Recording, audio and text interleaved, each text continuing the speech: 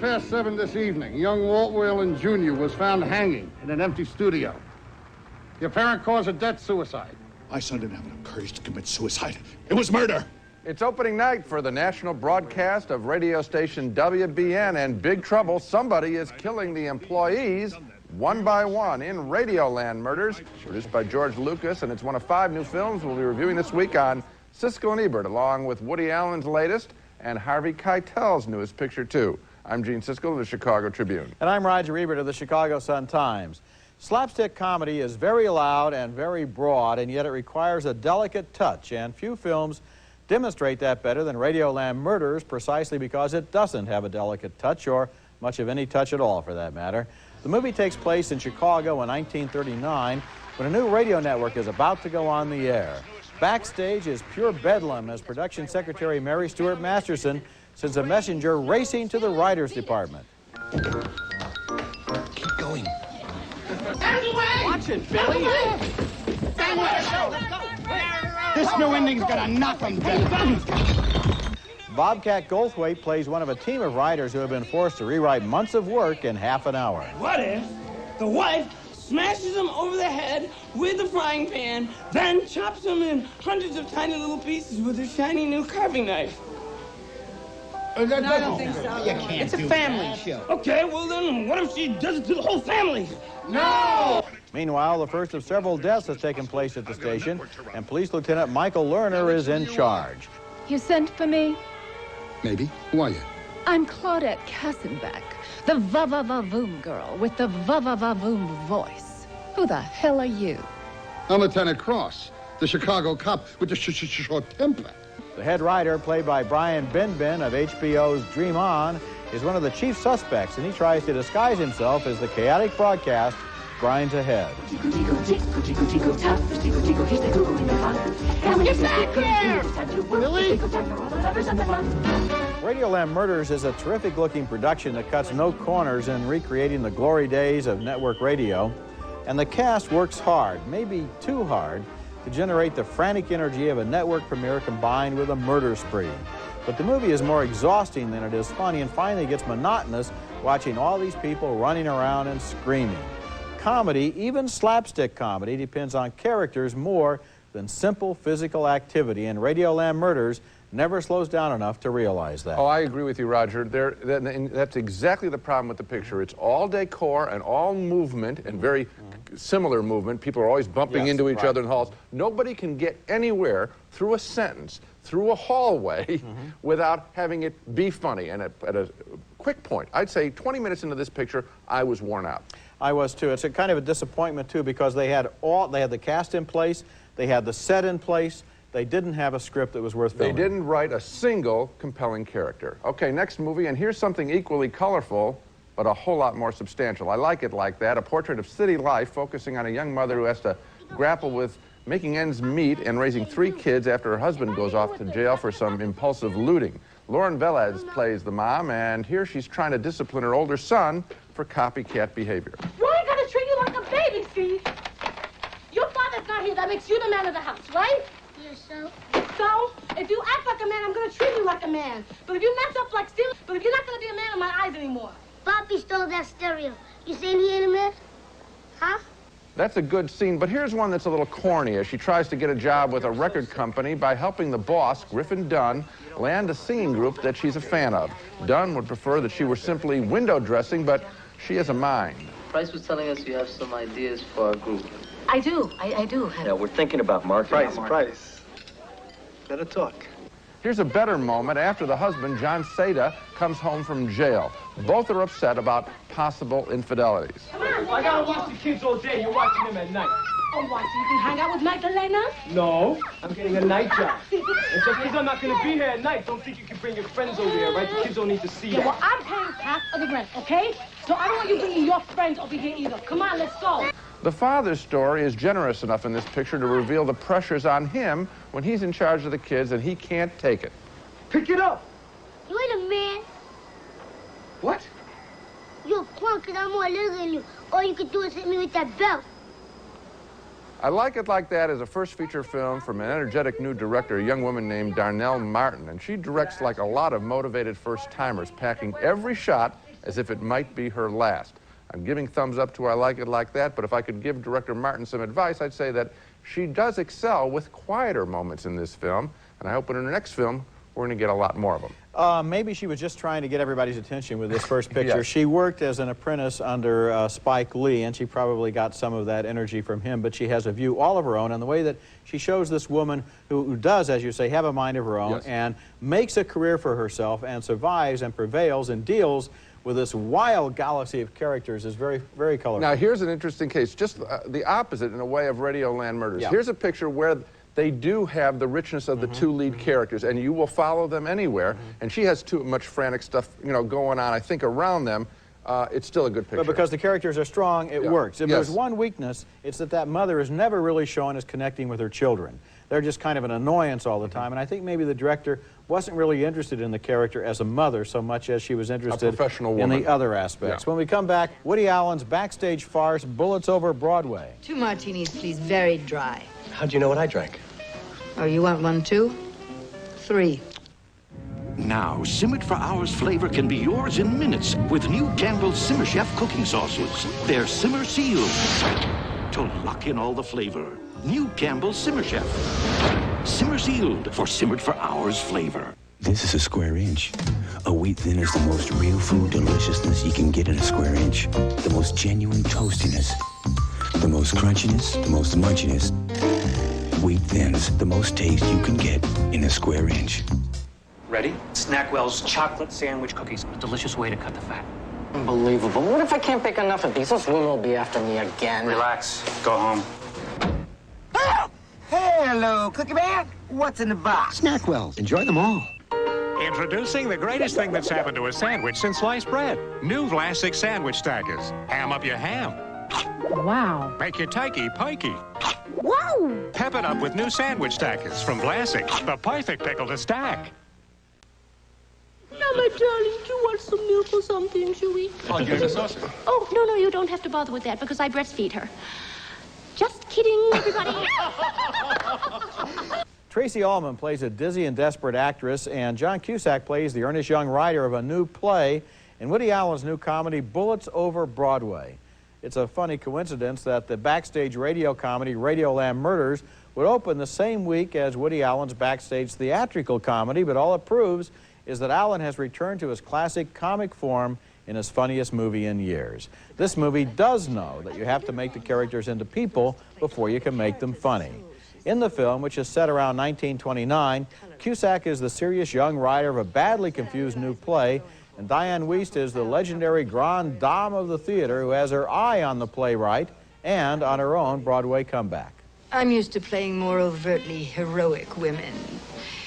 Less tentative, more alluring, certainly not frigid. No, yes. Well, Sylvia Poston is a mass of neuroses. In spite of the fact that I could really find nothing at all in the play to brighten her up, no real passion, no seductiveness, Nothing? I still think that she's worth playing. Well, we could work it over, and maybe a touch here or there could be added or changed to make sure that you're... No. I wouldn't dream comfortable? of you changing a word of your work for me. I mean, God, who am I? Some vain Broadway legend. You're a budding Chekhov. The play has been financed by a rich gangster who insists that his girlfriend, played here by Jennifer Tilly, have a big part. Tilly's bodyguard is played by Chaz Palminteri, and the movie's inspired twist is that the bodyguard instinctively knows more about the theater than anyone else involved in the production. You're allowed to add things. It's called ad-libbing. You can't do that. I can do that. What do you know? You don't know nothing. Shut up and read. I think the whole thing stinks, I all think right? you're a degenerate zombie. Shut up and read. Shut up. You I want shut to. up and read. Meanwhile, Cusack's life falls apart as the bodyguard takes control of the play and Cusack's girlfriend suspects he's having an affair with the older actress. What about this? That's a cigarette case I found. I don't know where I found it. To Helen from Cole. Let's do it. I remember now. I admired it, and she gave Why it didn't to you me. tell me? Because there's nothing to tell, Ellen. Bullets Over Broadway is very funny, but it's also very sly.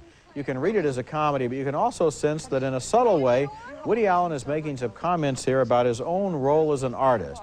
Is he the Cusack character who is earnest and committed but finally lacking in talent? Or the gangster who is willing to follow the demands of art to their logical conclusion?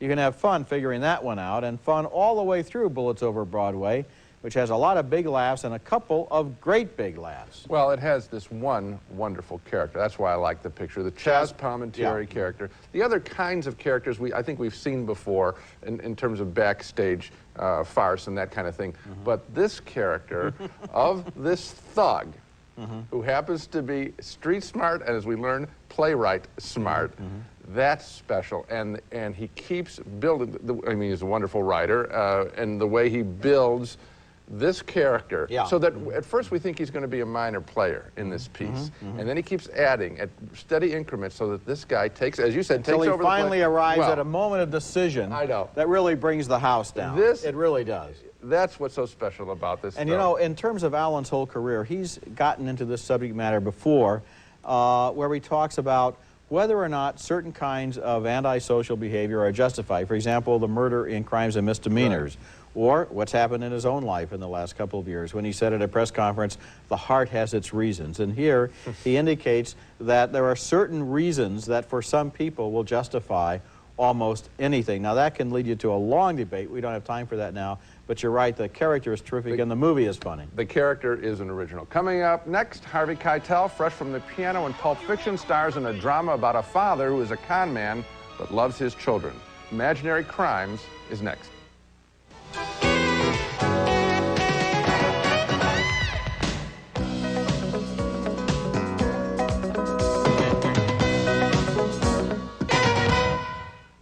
Now, if you ladies would have a seat. Voila! Ladies, I present to you the Finders Keepers. That's Harvey Keitel as a dreamer and a con man raising a family in Imaginary Crimes, the latest fine piece of acting from Keitel, who is as busy as any actor today and almost always taking a risk with a performance. The risk here in Imaginary Crimes, Keitel plays a guy who talks a good game, both about parenting and about striking it rich, but he can't seem to deliver on any promise. Here he tells his daughters that they'll be rich someday on his mining claims. Besides, Sonia, someday these claims will belong to you and Greta, and you will need to come up here on your own to check on the operation. Oh, that's right, I forgot. As a release from pressure at home, the oldest daughter, played well by Fairuza Balk, throws herself into her schoolwork under the supervision of a fine teacher played by one of our very best little-known actors, Vincent D'Onofrio. I noticed you haven't signed up for the college exams. You do plan on going, don't you? To college, I mean. No, Mr. Webster, actually I don't. You see, things are just a little complicated at home. As for Keitel's character, well, he can be a real salesman when he wants to, and he usually wants to, as in this flashback. Daddy, what's under there? Baby, you are looking at Daddy's first million. But it turns out that Keitel has been defrauding his investors. That forces a confrontation between father and daughter. I stood by you girls, and now I'm asking you to stick by me. Maybe we would have been better off without you. Imaginary Crimes is powerful because the story never turns sweet and rounds off its rough edges, which is sort of what we would expect in a Hollywood production of the same story.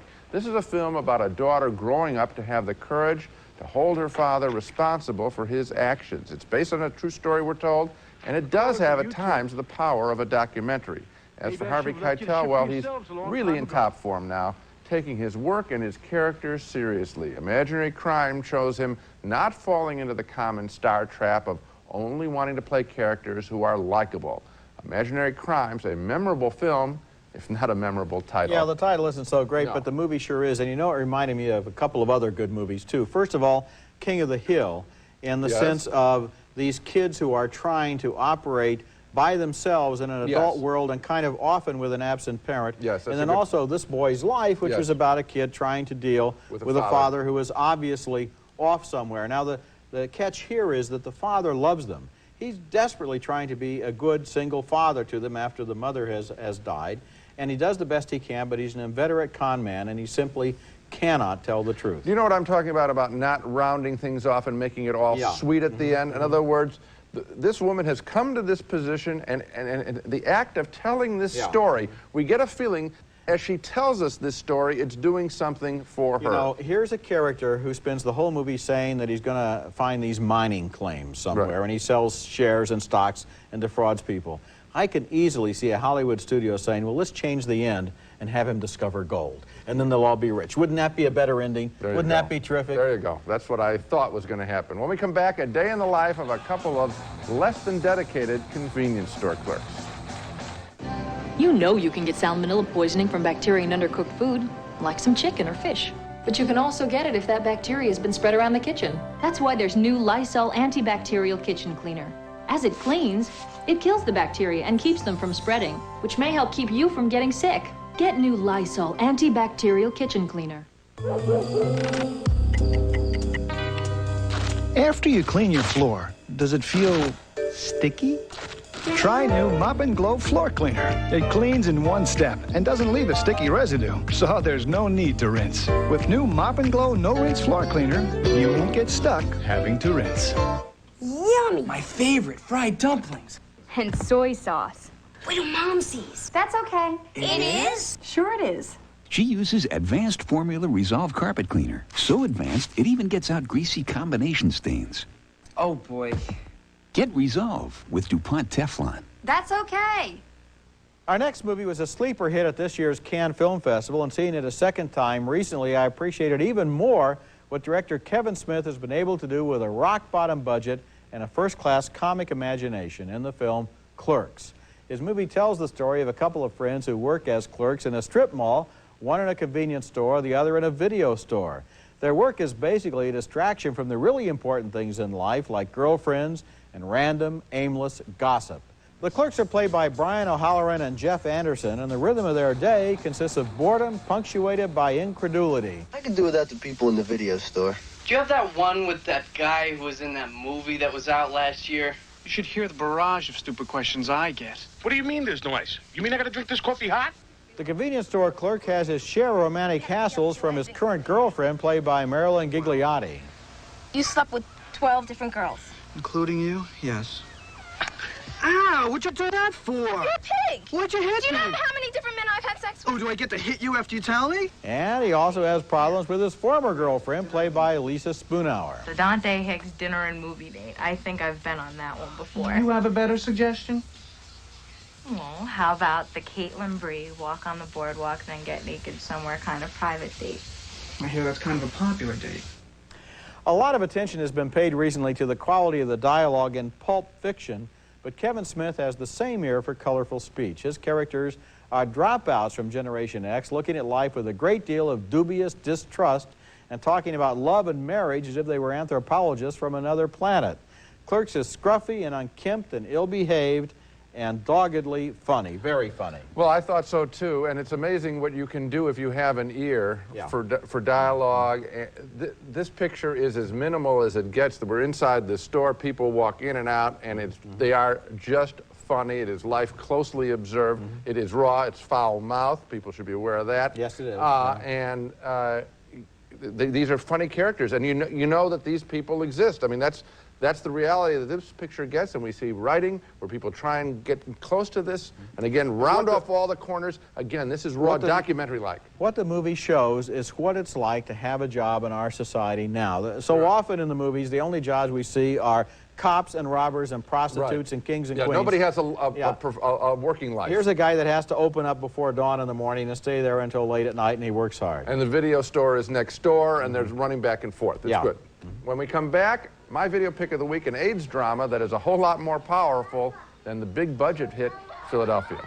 Orville Redenbacher created a new bag so more of his big, fluffy, irresistible butterfly kernels could pop than ever before. How much more?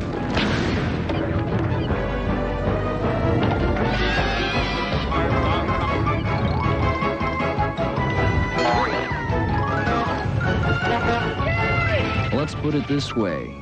You'll notice Orville Redenbacher's new bigger bag. Make room for it. It has an abundant number of safety components, including dual airbags with terminals plated in gold to protect against corrosion, steel guard beams in all 4 doors, and crumple zones built into its structure. In an image is everything world, we proudly present the substance is everything car. Introducing the new Maxima from Nissan. Hi, I'm Jim Palmer for the Money Store. Does it seem like the weekend is the only time to take care of personal business? The problem is that when you're off, just about everyone else is too, but not at the Money Store. If you're thinking about refinancing your home, you can call the Money Store this weekend and apply by phone. There's no application fee, and the chances are you'll have an approval by Tuesday. So if you want to refinance your home, call the Money Store this weekend at 1-800-LOAN-YES. That's 1-800-LOAN-YES. Siskel and Ebert's Video Pick of the Week, brought to you by Orville Redenbacher, the first and last name in popcorn. Now it's time for our Video Pick of the Week, and my choice this week is Silver Lake Life, The View from Here, a powerful documentary about a couple of AIDS patients that is not easy to watch, and so it's not conventionally entertaining, but I must recommend it because it's unrelentingly honest in its portrait of 2 men, lovers, who contract AIDS and their daily struggle to get by. It's so tough.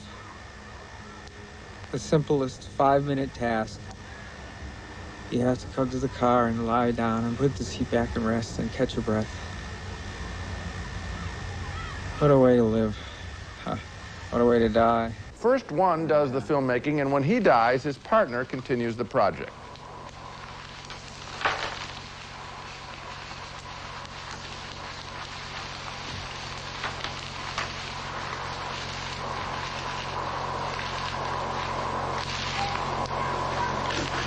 You're all over the place, Tom.